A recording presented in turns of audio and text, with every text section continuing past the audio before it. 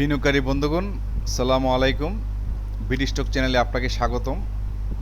বরাবর নিয়ে আজকেও ঢাকা স্টক এক্সচেঞ্জের ইন্ডেক্স এবং কয়েকটি গুরুত্বপূর্ণ স্টক নিয়ে আপনাদের সঙ্গে আলোচনা করব, যা আপনাদের বিনিয়োগে কিছুটা হেল্প হতে পারে। আলোচনার শুরুতে আমি রিকোয়েস্ট করব আমার বিডি স্টক চ্যানেলটাকে সাবস্ক্রাইব করার জন্য, আর যারা ইতিপূর্বে সাবস্ক্রাইব করে আছেন আপনাদেরকে অসংখ্য ধন্যবাদ আমার চ্যানেলের সঙ্গে থাকার জন্য। আমি মূলত আলোচনা করে থাকি আমার একান্ত রিসার্চ এবং এক্সপিরিয়েন্স থেকে, তাই আমি রিকোয়েস্ট করব আমার আলোচনা থেকে কেউ সরাসরি বাই বা সেল করার জন্য উদ্বুদ্ধ হবেন না। আপনি আপনার সুচিন্তিত মতামত এবং অভিজ্ঞতা দিয়ে যদি কোনো স্টকে বিনিয়োগ করেন তাহলে কিন্তু আপনার বিনিয়োগটা সুরক্ষিত থাকবে।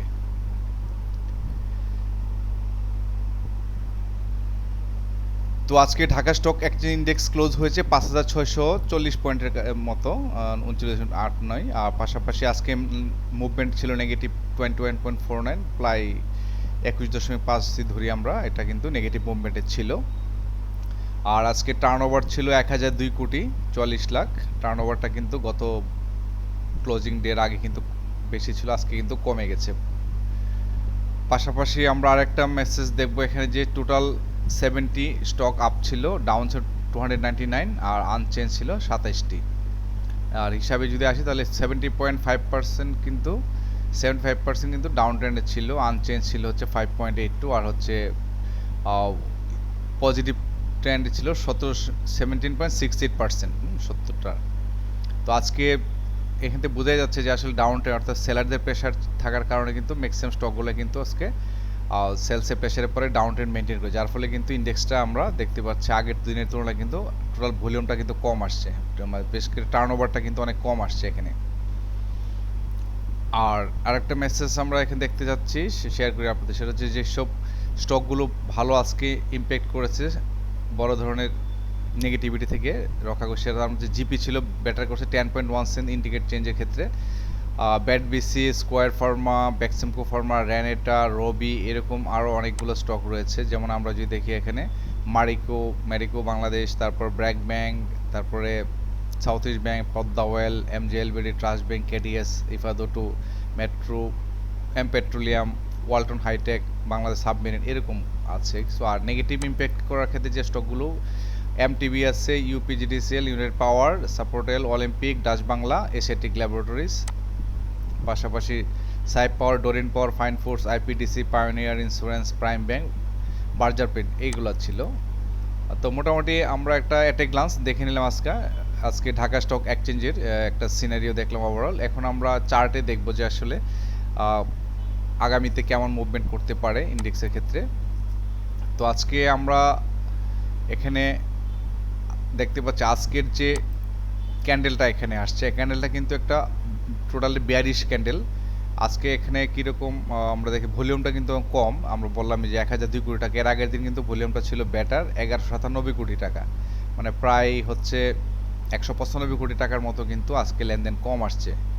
তো এটার কারণটা আমরা যদি দেখি, একটু ফোকাস করি, দেখি আজকে কিন্তু শুরু করেছিল কিন্তু এখানে 5,661 পয়েন্ট দিয়ে স্টার্ট করে, তারপর কিন্তু স্টক ইন্ডেক্স কিন্তু অনেক বেড়ে যায়, সেখানে কিন্তু 5,700 পয়েন্ট, অর্থাৎ আমাদের যে বলছেন যে 5,700 পয়েন্টে যাওয়ার পর কিন্তু ইন্ডেক্সটা একটু চাপে পড়তে পারে, তাই কিন্তু এখানে দেখা যাচ্ছে যে 5,700 পয়েন্টে যাওয়ার পরে কিন্তু টাচ করার পরে কিন্তু এখানে সেলসের প্রেশার আসে, অর্থাৎ 5,700তে হচ্ছে সেলস জোনে চলে যায়। এখানে কিন্তু আগের থেকে হয়তো একটা টার্গেট করা ছিল যে ইন্ডেক্স যখন 5,700 যাবে তখন কিন্তু একটা সেলসের প্রেশার আসবে, তারই ধারাবাহিকতা কিন্তু কন্টিনিউয়াস কিন্তু ইন্ডেক্সটা কিন্তু বেশি, ক্যান্ডেলটা কিন্তু কন্টিনিউ কিন্তু ফলিং ডাউন হচ্ছিল। হ্যাঁ, কন্টিনিউ ফল ডাউন করার কারণে কিন্তু একদম নিচে গিয়ে 5,639.9 কিন্তু ক্লোজ করেছে। তার মানে হচ্ছে যে এই যে লিকুইডিটির যেটা ছিল আজকে কিন্তু এখান থেকে অনেক বের হয়ে গেছে। এই যে 5,700 পয়েন্ট উঠানোর পর মানে কিন্তু এখন কিন্তু ভালো সেল কিন্তু এখান থেকে ভালো একটা কিন্তু বাইং করা হইলো, তারপর কিন্তু সেলসের প্রেশার দিয়ে এখান থেকে কিন্তু টাকাগুলো কিন্তু বের হয়ে চলে গেছে, যার ফলে কিন্তু আজকে আমরা দেখতে পেলাম এখানে প্রায় 195 কোটি টাকার মতো কিন্তু শর্টফল আসছে গত বৃহস্পতিবার, অর্থাৎ 18 তারিখের তুলনায়। অর্থাৎ আমরা যদি একটু ফোকাস করে দেখবো যে এই বর্তমানে যে প্যাটার্নটা, এটা কিন্তু একটা হচ্ছে এম প্যাটার্ন এন্ড রেজাল্ট কিন্তু হচ্ছে ডাউন ট্রেন্ড। তো সেক্ষেত্রে যে ঢাকা স্টক এক্সচেঞ্জের ইন্ডেক্স একটা সাপোর্ট পয়েন্ট হচ্ছে 5,605, এই লেভেলে একটা সাপোর্ট নিয়ে তারপর হয়তো এখান থেকে হয়তো মুভমেন্ট করতে পারে। আমরা যদি একটু ড্র করি যে এখানে হয়তো 5,600 পর্যন্ত আসার পর হয়তো একটা সাপোর্ট নিয়ে উপরের দিকে মুভমেন্ট করবে, অথবা যদি এইটা সাপোর্ট না মেনটেন করে তাহলে কিন্তু আরেকটা সাপোর্ট তার রয়েছে এখানে 5561 হতো। এই লেভেলে আসার পরে হয়তো এখান থেকে আবার ইন্ডেক্স তো ঘুরে যেতে পারে, তবে বিচলিত হওয়ার কিছু নেই। মার্কেটের প্যাটার্ন এবং ক্যান্ডেল প্যাটার্ন কিন্তু ভালো আছে, মার্কেট কিন্তু যে কোনো সময় ঘুরে যাবে। এত খুব লং টার্মের জন্য কিন্তু ইন্ডেক্স কিন্তু ডাউন ট্রেনে যাবে না। তো সেটা আমরা পরবর্তী ক্যান্ডেল দেখে ব্যবস্থা আমরা কথা বলতে পারবো। আর আজকের এই ক্যান্ডেলের টোটাল হচ্ছে বেয়ারিশ ক্যান্ডেল। এটা কিন্তু এই ধরনের ক্যান্ডেল সাধারণত কিন্তু পরের দিনও কিন্তু বেয়ারিশটা অব্যাহত রাখে, যদি না কোনো অন্য ধরনের কোনো ঘটনা ঘটে। তার মানে আমরা আগামী কালকের জন্য সম্ভাব্য সাপোর্ট পয়েন্ট 5605, এখানে আসার পর হয়তো ইন্ডেক্সটা ঘুরে যেতে পারে। আর যদি এখান থেকে না সাপোর্ট নিতে পারে তাহলে কিন্তু আরেকটু নিচে গিয়ে 5564 এই লেভেলও আসতে পারে। অর্থাৎ আমরা হয়তো আরও 1-2 দিন হয়তো আমরা দেখতে পারবো কারেকশন আসতে পারে, তারপর কিন্তু ইন্ডেক্সটা ঘুরে যাওয়ার সম্ভাবনা বেশি। এবং এখান থেকে কিন্তু জুলাই মাসে কিন্তু খুব এন্ড অফ দ্য জুনের শেষে কিন্তু একটা ভালো একটা আমরা মনে হচ্ছে যে একটা উত্থান যেতে পারে, এবং জুলাই মাসটা পুরোটাই কিন্তু একটা ভালো একটা চার্জে থাকবে। ইন্ডেক্সে মুভমেন্ট বাড়া মানেই হচ্ছে কিন্তু স্টকের মুভমেন্ট বাড়া। স্টক যদি বেশি পরিমাণে গ্রিন থাকে তাহলে কিন্তু ইন্ডেক্সও গ্রিন থাকবে, আর স্টকের যদি সিগন্যাল যদি গ্রিন না হয়, রেড হয়, তাহলে কিন্তু ইন্ডেক্সও কিন্তু রেডে চলে আসবে। তো আশা করি কিছুটা মেসেজ পেয়েছেন যে আমাদের ইন্ডেক্সটা নিয়ে কীরকম হতে যাচ্ছে আগামীতে বা কীভাবে হবে। সেই জন্য আপনারা একটু চোখ কান খোলা রাখবেন, সাবধানে বাই সেল করবেন।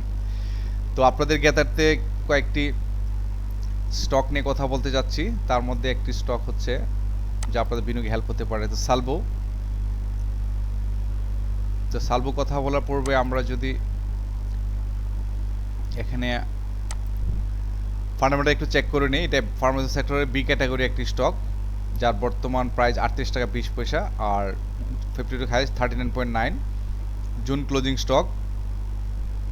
আর হচ্ছে এটা তার ইপিএসের কিন্তু গ্রোথ আছে 0.02 আগের বছরের তুলনায় পার শেয়ারে, আর্ন পার শেয়ার।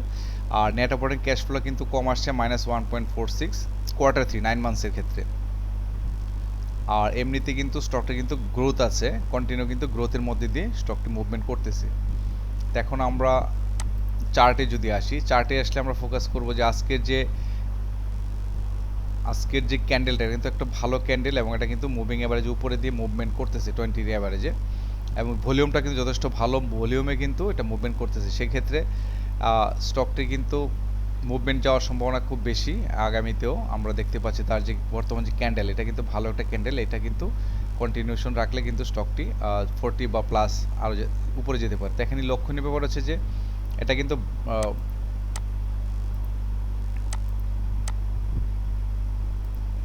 ব্রেকআউট কিন্তু দিয়েছে, অর্থাৎ 36 টাকা 60 পয়সা ছিল, কিন্তু তার একটা রেজিস্ট্যান্স ছিল বেশ কিছু সেপ্টেম্বর 2025 সালের পর কিন্তু এটাকে ভাঙতে পারেনি। তো সেটা কিন্তু এখন ভাঙতে পেরেছে। এটা হচ্ছে মে মাসে 14 তারিখে ভাঙার পর একটু কারেকশন ফেজে আসছে।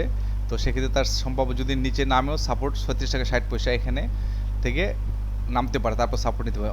মনে হচ্ছে না সে নিচে যাবে স্টকটি। তো যে পেজ বা যে মুভমেন্ট, সেক্ষেত্রে তার সম্ভাব্য রেজিস্ট্যান্স হচ্ছে 40 টাকা। এই 40 টাকাকে ওভারকাম করতে পারলে কিন্তু স্টকটি নতুন একটা উচ্চতায় চলে যাবে, এবং সেটা যাওয়ার সম্ভাবনা খুব বেশি।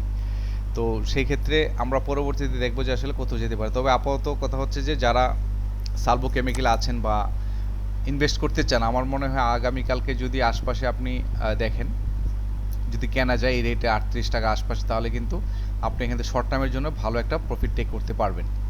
তো সালভো কেমিক্যাল নিয়ে এই ছিল হচ্ছে ডিসকাশন, আপনাদের বিনিয়োগ করার প্ল্যান করার ক্ষেত্রে কিছুটা হেল্প হতে পারে। আর পাশাপাশি স্কোয়ার টেক্সটাইল নিয়ে কথা বলতে যাচ্ছি। স্কোয়ার টেক্সটাইল নিয়ে কথা বলবো আমরা যদি তার ফান্ডামেন্টালি দেখে আসি। একাডেমির একটি স্টক টেক্সটাইল সেক্টরে, যার বর্তমান প্রাইস 49 টাকা 30 পয়সা, হাইয়েস্ট 57.8 57 টাকা 80 পয়সা, লোয়েস্ট 45 টাকা 10 পয়সা।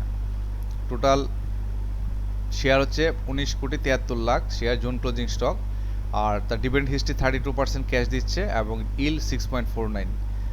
নেট অপারেটিং ক্যাশ ফ্লো পার শেয়ারে হচ্ছে কোয়ার্টার 3-তে 2026-এ আসছে 9 মাসের ক্ষেত্রে 7.64, যা আগের বছরের জন্য 5.4 কিন্তু বেশি পার শেয়ারে টাকা ভ্যালু।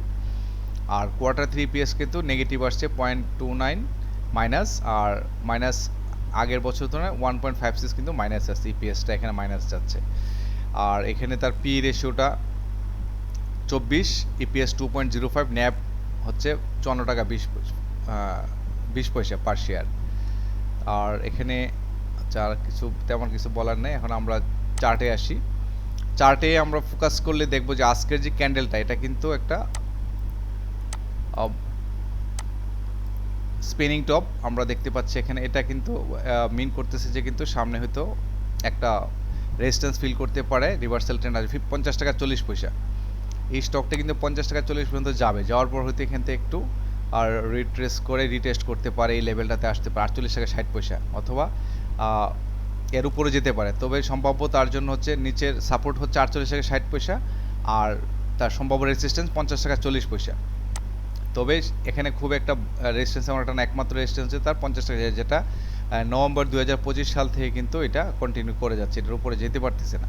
তো এই জন্যে এই বছরের তার জন্য চ্যালেঞ্জ হচ্ছে 50 টাকা 40 পয়সা। এটাকে যদি ওভারকাম করতে পারে এই ভ্যালুটাকে, তাহলে কিন্তু স্কয়ার টেক্সটাইল কিন্তু নতুন একটা হায়ার হাই ক্রিয়েট করে এবং তার জন্য সম্ভাব্য যে যাওয়ার অনেক উপরে যাওয়ার 50+ যাবে, সেটা আমরা পরবর্তীতে ইন্ডেক্স বা সরি এখান থেকে আমরা ক্যান্ডেল দেখে আমরা পরবর্তীতে ডিসিশন নিতে পারবো। তো আপাতত কিন্তু ভালো একটা শেপে আছে। যদি কেউ স্কয়ার টেক্সটাইল নতুন করে ইনভেস্ট করতে চান, তাহলে এই যে আশপাশে যদি কোনো ভ্যালু যদি 48 টাকা পান তো ভালো, আর যদি এর আশপাশে পান তাহলে কিন্তু এখানে শর্ট টার্মের জন্য আপনি ভালো একটা প্রফিট টেক করতে পারবেন। কারণ এই যে ব্যারিয়ারটা কিন্তু ভাঙা তার জন্য কোনো কঠিন কিছু না। অলরেডি আমরা বড় বড় পিক দেখতে পাচ্ছি এখানে। এখানে মানে হচ্ছে যে এখানে কিন্তু নতুন করে ইনভেস্টররা কিন্তু ইনভেস্ট করতেছে। এই যে জায়গাগুলোতে যখন করা হয়েছে তখন কিন্তু অনেক ইনভেস্ট করা হয়েছে, এই জায়গাগুলোতে কেনা হয়েছে কিন্তু। তো এখন কিন্তু এইগুলাতে উপরে ওঠানোর পরে কিন্তু সেলটা আসবে, সেই জন্যে 50 টাকা 40 পয়সা যাওয়ার সম্ভাবনা খুব বেশি। এই যে এই লেভেলগুলোর কিন্তু যে বাই করা হয়েছে এগুলাই কিন্তু এখন উপরে নিয়ে যাবে। 50 টাকা যাওয়ার পরে হয়তো স্টকটি হয়তো একটু রেজিস্ট্যান্স ডেভেলপ করতে পারে, এখানে একটু কারেকশন হয়ে রিটেস্ট করে এই ভ্যালুটাতে এসে আবার নতুন করে আবার হায়ার হাই ক্রিয়েট করবে। তো এই ছিল হচ্ছে স্কয়ার টেক্সটাইল নিয়ে একটা আপনাদের একটা নলেজ দেয়া, শেয়ার করে নলেজ। তো পাশাপাশি আরেকটি স্টক নিয়ে কথা বলতে যাচ্ছি, সেটা হচ্ছে পদ্মা অয়েল। পদ্মা অয়েল আলোচনা করার পূর্বে আমরা তার ফান্ডামেন্টাল দেখে আসি। এটা ফুয়েল অ্যান্ড পাওয়ার সেক্টরের হচ্ছে ক্যাটাগরি একটি স্টক। 186 টাকা 40 পয়সা বর্তমান প্রাইস, এবং তার কিন্তু কন্টিনিউয়াস কিন্তু গ্রোথ আছে। আর 52x হাইয়েস্ট হচ্ছে 209 টাকা, আর লোয়েস্ট হচ্ছে 130 টাকা 80 পয়সা। আর June closing stock total share হচ্ছে 9 কোটি 82 লাখ, তার ন্যাব হচ্ছে 302 টাকা 87 পয়সা, ইপিএস 58.869, আর হচ্ছে পি রেশিও হচ্ছে 3.18। সবগুলো প্যারামিটার কিন্তু বেটার পারফর্ম করতেছে।